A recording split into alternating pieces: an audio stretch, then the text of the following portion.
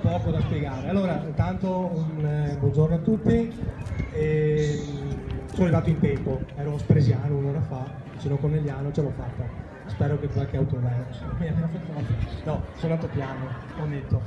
Allora, ero lì perché c'era un altro San Giorgio in corso, come sapete questo è il periodo di San Giorgio.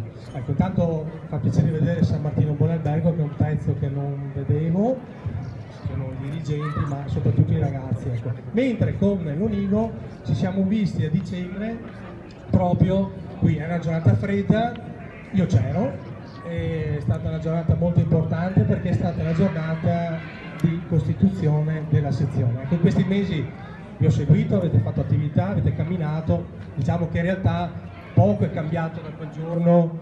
Prima eravate la cavalletta che vuole fare il quadrato, e poco è cambiato da quel giorno perché in realtà il giorno che si viene di sezione non è che le attività sono cambiate, già erano importanti prima, figuriamoci adesso, però comunque avete preso posizione in modo molto più pesante, ecco. Anche come Regione Veneto siamo molto orgogliosi comunque di questo vostro percorso, ma queste sono parole che vi ho già detto.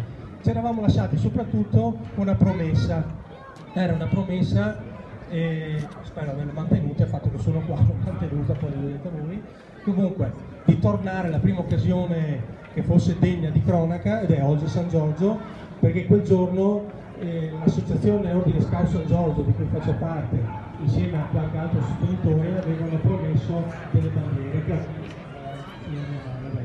queste bandiere che ogni sezione dovrebbe possedere. Come vedete alla mia destra ci sono le bandiere della sezione di San Martino Buonalbergo.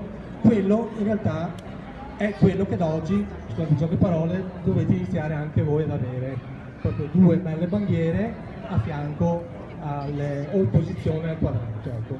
Oggi non c'erano perché in realtà le avevo io, sono arrivato e ve le ho portate.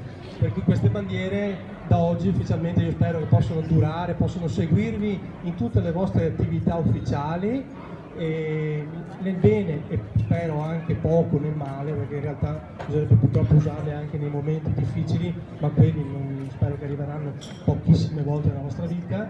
Però sono bandiere che vanno mantenute, rispettate e portate con orgoglio. Ecco. È inutile spiegarvi cosa c'è, che significato hanno, perché questo già lo vedete.